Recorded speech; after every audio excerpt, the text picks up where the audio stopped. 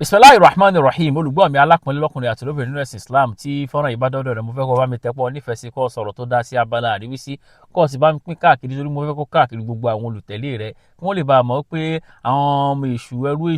eégún ọmọ eégún yẹn ọ̀rọ̀ yìí wọn sì ní mọ̀ nípa tí wọ́n ń sọ. Wọ́n láwọn fún Islam ní gbèdéke ìgbà díẹ̀ tí ó fi di nǹkan gbàgbé ńlẹ̀ Yorùbá àfi tí ó fi di nǹkan gbàgbé lórí ẹ̀rọ ayélujára. Ẹ̀rín wá pa mí pé àwọn ọmọ yìí ó yẹ kí wọ́n mọ̀ kàwé o, ó yẹ kọ́rọ̀ yìí wọn kán mọ̀ ṣèwádìí dáadáa o. Ṣùgbọ́n àwa ó ṣèwádìí fún yín, àwa ti ṣèwádìí a sì máa àwọn ọlọ́run ọba yín tẹ́ ń sìn lánàá tó yẹ pé lè ní gbogbo wọn ti di nǹkan àgbàgbé. Mo fẹ́ ṣe fọ́nrán bíi 5 pẹ̀lú ògùn ọlọ́run ọba tí mo fẹ́ sọ àwọn ọlọ́run ọba yín tẹ́ ń sìn tẹ́lẹ̀tẹ́lẹ̀ tó ti di ohun gbàgbé. Mo sì fẹ́ kó yé yín pé ẹ̀sìn tí ń gbòòrò sí lójoojúmọ́ ní gbogbo àgbáyé, kì í ṣe ilẹ̀ Yorùbá nìkan o, mélòó ni Yorùbá, gbogbo àgbáyé pátápátá òun náà ni ẹ̀sìn Islam.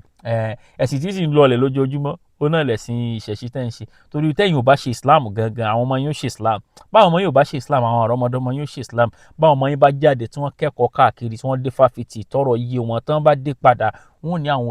olè mọ tẹ́rí bá aṣọ kan máa daṣọ bá wọn lórí káwọn máa sọ pé ọmọ mi mo rí ọlọ́dún yìí rí ọlọ́dún tí ń bọ̀ ó yá fún mi lówó kó wá mọ fún ọ ní 100 naira 200 naira òfin ṣé àwọn wọnranwọnran tó ń fẹ́ mọ ṣe nìyí yóò padà sọ pé Islam ló ń fẹ́ ṣe pẹ̀lú ògbó Ọlọ́run bó ṣàánú àwọn ọmọ yín yóò jẹ́ kí wọ́n ṣe Islam. Àwọn ọlọ́run ọba yín 5 ni mo fẹ́ sọ nínú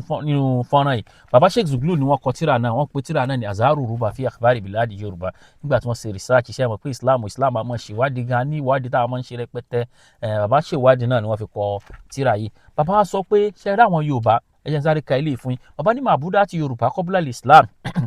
àwọn tí àwọn Yorùbá ń sìn síwájú Islam. Baba ní nàkúdà máa Yorùbá dájúdájú gbogbo àwọn aṣíwájú ilẹ̀ Yorùbá yóò mìíràn náà bí wùjúdì láìka gẹ́rẹ́ yìí mìíràn ló mọ́mílẹ̀ fẹ̀rẹ̀kíyà tilẹ̀ tí látẹ̀ ìṣubìdú ní ìlàhínà sọ́nà mìíràn màbú ní yábùdú náà hù wàlàkínà hum yazumun annahum la yasiluna ilayhi illa bil wasatati li'anna Allaha qawiyyun aliyyun la yasilu ilayhi al-insanu mubasharatan biduni al-wasatati alladhi ya'tabirunaha bil-ilahi as-saghir والذي هو وحده يستطيع أن يتوسط بين الإنسان وخالقه ولذلك نحتوا أشجارا وأحجارا واتخذوها آلهة وأربابا وأسطوا بينهم وبين الله وسموها بأسماء مختلفة. Bàbá ní àwọn Yorùbá wọ́n nígbàgbọ́ pé Ọlọ́run bá wà ṣùgbọ́n wọ́n rò pé àwọn ò lè dọ́dọ̀ Ọlọ́run bá àfi kí alárinà ó wà ń bẹ̀ ṣùgbọ́n Ọlọ́run ọba tó tóbi tó ga ju gbogbo wọ́nranwọ̀nran bẹ́ẹ̀ yẹn lọ ni Ọlọ́run kò nílò alárinà ó tó gbọ́n tẹ́ ń sọ. Nínú àwọn òòṣà yẹn àkọ́kọ́ tó ti parẹ́ tí ò sí mọ́lẹ̀ ni òun náà ni òòṣà ẹ̀là o. Bàbá sọ̀rọ̀ òòṣà ẹ̀là sínú tírà yìí o. Bàbá níṣẹ́ rí ẹ̀là yẹn nínú àwọn òòṣà tí wọ́n ń sìn Ilé Ifẹ̀ ní lánàá o nígbà ojú dúdú wọ́n ń sìn ẹ̀là tí gbogbo èèyàn táwọn èèyàn ti ẹ̀là gbajúmọ̀ tí gbogbo àwọn èèyàn ń sìn ẹ̀là lọ́tún ọmọ ẹ̀là tó máa ń pariwo ẹ̀ lórí pọ́kùnrin ẹ̀là yẹn èèyàn dáadáa ni. Àwọn ẹbí ẹ̀ wọ́n wá ṣe àìmoore pẹ̀lú dáadáa tó ṣe ló wá bínú kòkè ó ṣá bínú kò so látara bẹ́ẹ̀ ni wọ́n ti wá gbé igi léèrè tí wọ́n á sọ di òòṣà ẹ̀là tí wọ́n á forí balẹ̀ fún ṣe yé báyìí sìn. Ṣùgbọ́n nígbà tí ó di ọjọ́ tá à ń sọ̀rọ̀ yìí ọjọ́ tí bàbá kọ tírà yìí ó ti lé ní bí 40 ọdún 50 ọdún sẹ́yìn o.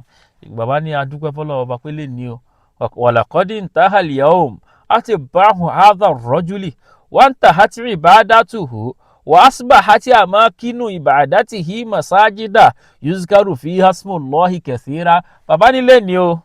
ibi òòṣà yìí ó ti parẹ́ o, àwọn tí ń sìn náà ti parẹ́, ọ̀pọ̀lọpọ̀ àwọn ibi tí wọ́n sì ń sìn ó ti di mọ́ṣáláṣí táwọn èèyàn ti rántí Ọlọ́run ọba. Islam ni ó borí, ọkàn yẹn ẹlẹ́bọ ò ní balẹ̀.